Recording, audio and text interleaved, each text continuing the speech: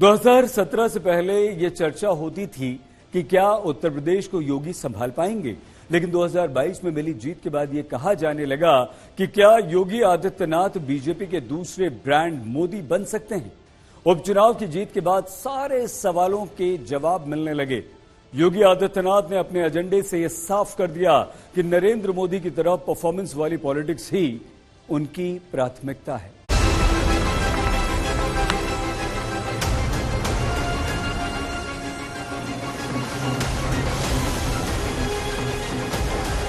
देश की जनता नकारात्मक राजनीति को, बांटने वाली राजनीति को पूरी तरह खारिज कर चुकी है। इसीलिए हम कह रहे हैं कि बटेंगे तो कटेंगे, एक रहेंगे तो सेफ रहेंगे। दुनिया की कोई ताकत सनातन धर्म के सामने टिक नहीं पाएगी। और नहीं जानता है इनके कपूतों को, इन्होंने कार्य नहीं किए, कारनामे किए। एक तरफ यूपी में हिंदुत्व के पोस्टर बॉय योगी आदित्यनाथ, दूसरी तरफ देश के प्रधानमंत्री मोदी। एक तरफ ब्रांड मोदी, दूसरी तरफ ब्रांड योगी।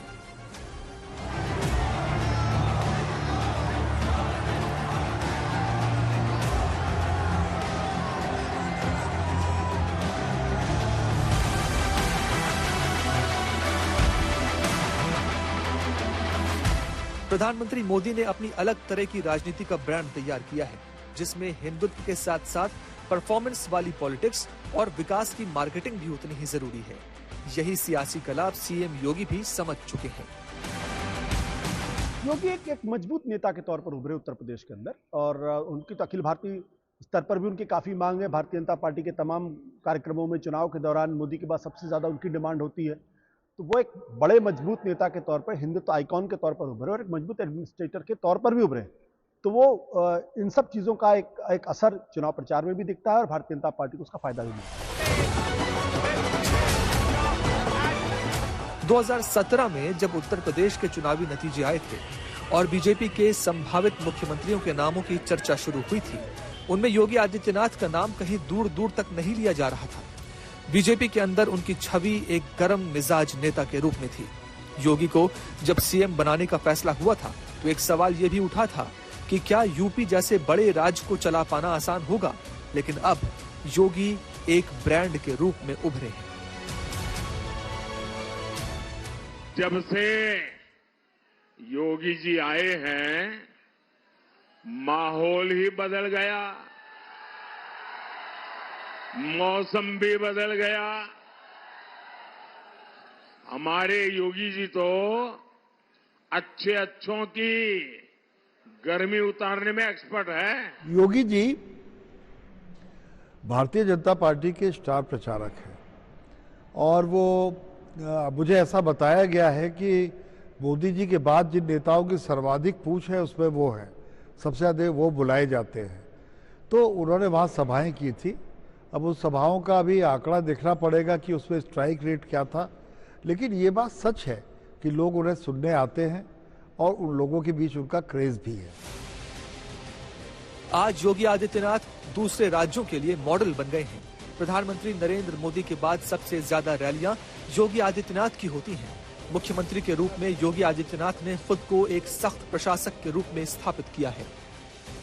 शुरुआती समय में उनके सामने कई सवाल थे कि आखिर योगी आदित्यनाथ हिंदुत्व के साथ साथ विकास के पोस्टर बॉय कैसे बनेंगे, उत्तर प्रदेश में बिगड़ी हुई कानून व्यवस्था को कैसे संभालेंगे, यूपी से माफिया राज को कैसे खत्म करेंगे।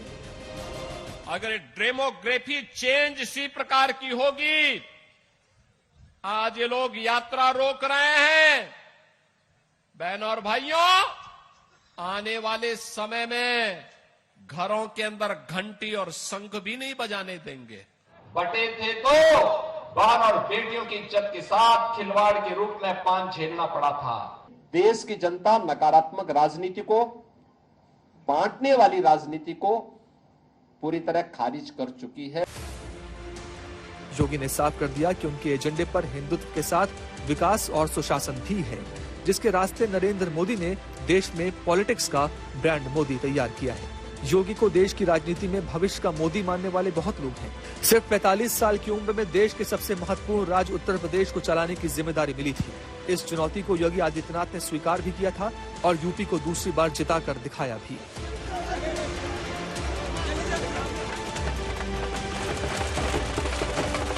अब देश के ब्रांड मोदी की तरह यूपी में ब्रांड योगी है।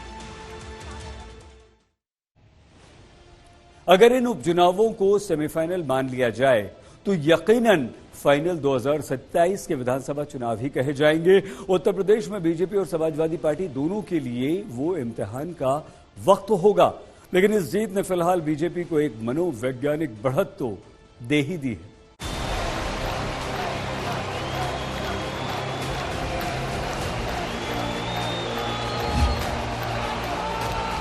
ये ऐतिहासिक जीत है और 2027 की मजबूत नींव है।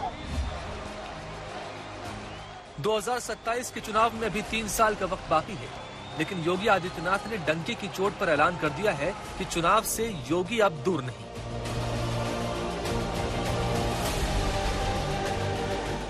जनता जनार्दन ने स्पष्ट कर दिया है कि समाजवादी पार्टी और इंडी गठबंधन का लूट और झूठ की जो पॉलिटिक्स है, अब इसके अंत की उद्घोषणा भी यह चुनाव है। जानकारों की माने तो उपचुनाव की जीत ने 3 बातें एकदम साफ कर दी हैं। पहली, योगी आदित्यनाथ 2027 के चुनाव में सबसे अहम फैक्टर्स में से एक होंगे। दूसरी, केंद्रीय नेतृत्व योगी को फ्री हैंड देने से पीछे नहीं हटेगा। तीसरी, समाजवादी पार्टी को भी सहयोगियों की जरूरत पड़ेगी। जनता देख रही है कि भारतीय जनता पार्टी की जो नकारात्मक राजनीति है वो कामयाब नहीं होगी, बांटने की राजनीति कामयाब नहीं होगी। जो उनकी नेगेटिविटी है और जानबूझ करके जनता को जो परेशान कर रहे हैं, किसान को डीएपी न दे करके, खाद न दे करके ये परेशान कर रहे हैं, नौजवानों की नौकरी को उलझा करके ये परेशान कर रहे हैं। न केवल पढ़े लिखे जो अपनी तैयारी कर रहे थे, उनके भविष्य के साथ खिलवाड़ कर रहे हैं। इस सरकार के खिलाफ आज जनता दिखाई दे रही है। अगर हम प्रतिशत के हिसाब से देखें तो 100 में से 100% ये हारने जा रहे हैं, और अगर हम गिनती और संख्या में गिनेंगे तो 9 की 9 सीटें ये इस बार बाई इलेक्शन हार रहे हैं। इस जीत के बाद अखिलेश के इस दावे की भी हवा निकल गई। इस उपचुनाव में बीजेपी को वो सीट भी हासिल हो गई जो समाजवादी पार्टी का गढ़ मानी जाती थी।